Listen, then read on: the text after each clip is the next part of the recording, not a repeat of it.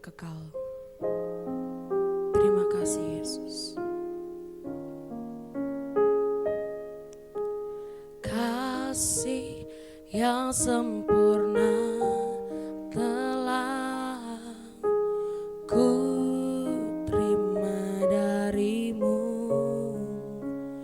bukan karena kebaikanku, hanya oleh kasih anugerahmu.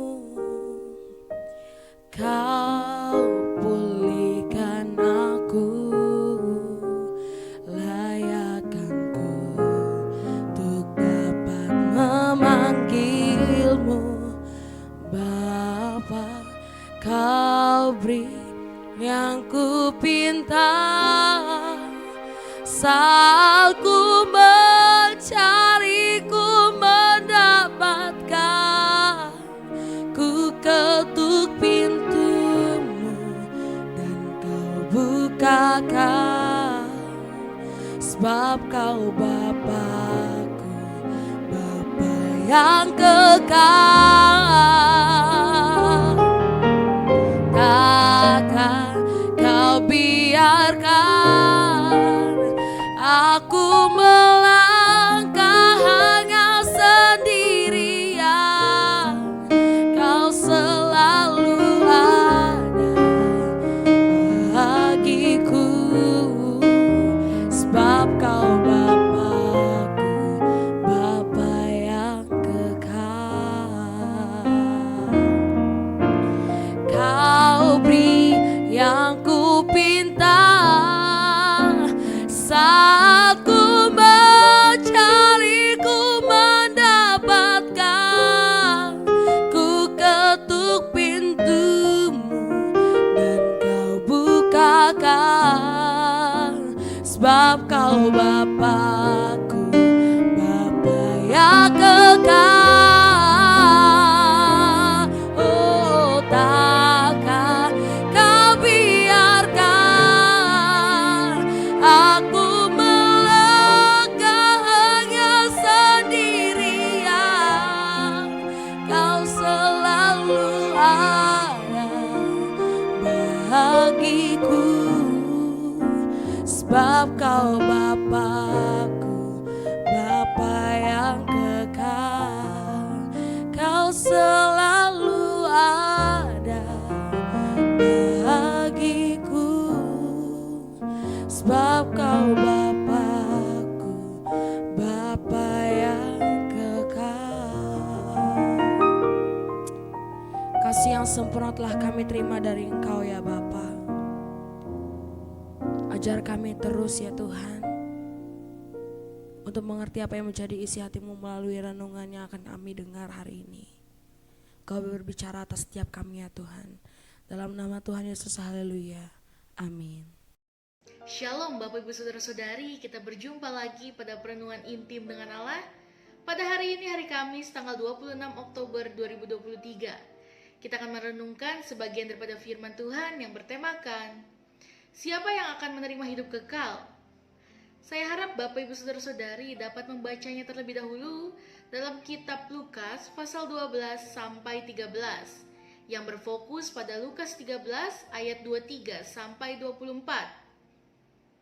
Kalau kita mau keluar rumah untuk pergi keluar, seperti ke gereja, ke kantor, ke sekolah, dan lain sebagainya, kita harus melewati pintu gerbang yang dibuka. Pintu gerbang menjadi pembatas antara dua wilayah. Satu kali ada seseorang bertanya kepada Yesus, "Tuhan, sedikit sajakah orang yang akan diselamatkan?" Jawab Yesus kepada orang-orang di situ, "Berjuanglah untuk masuk melalui pintu yang sesak itu. Sebab aku berkata kepadamu, banyak orang akan berusaha untuk masuk, tetapi tidak akan dapat." Dalam Lukas 13 ayat 23 sampai 24. Kata berjuanglah mengandung arti harus ada usaha sungguh-sungguh untuk dapat masuk melalui pintu yang sesak itu, yaitu mereka yang akan menerima hidup kekal. Jadi siapa yang akan menerima hidup kekal? Yesus mengatakan, Setiap orang yang mau mengikut aku, ia harus menyangkal dirinya, memikul salibnya setiap hari dan mengikut aku. Dalam Lukas 9 ayat 23. Selama hidup di dunia ini, kita masih mempunyai keinginan daging, keinginan mata, keangkuhan hidup. Dalam 1 Yohanes 2 ayat 16. Yang membuat daging ini sesak dan sakit untuk mengikuti Yesus. Ini harus diperangi dan diperjuangkan setiap hari supaya tidak makin berkembang bila kita mau beroleh keselamatan.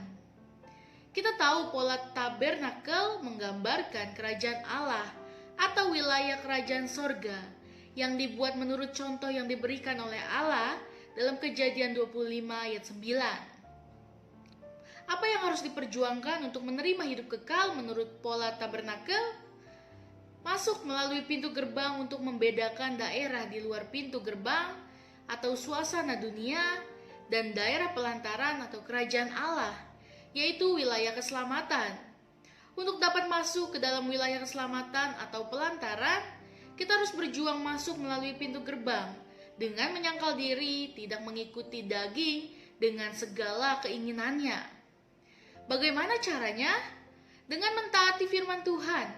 Yesus telah mendeklarasikan diri sebagai pintu, dan siapa yang masuk melalui Dia akan selamat.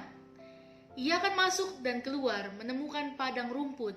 Dalam Yohanes 10 ayat 9. Masuk dalam pengembalaan merupakan perjuangan setiap hari dengan beribadah sungguh-sungguh, bukan sekedar menuruti perintah atau peraturan liturgi. Jangan mengemukakan banyak alasan seperti kesibukan kerja, tidak ada waktu, dan lainnya yang dipasang iblis supaya kita tidak beribadah. Untuk beroleh iman, kita harus tekun mendengarkan firman pengembalaan. Mezbah korban bakaran yaitu pertobatan. Seperti manusia, Yesus mengalami ketakutan hingga peluhnya menjadi seperti titik-titik darah yang bertetesan ke tanah. Dalam Lukas 22 ayat 44. Ketika berdoa agar kalau boleh dilewatkan cawan itu daripadanya, sungguh ia juga berjuang masuk melewati pintu yang sesak itu untuk mati di salib demi manusia berdosa. Kita maju selangkah lagi.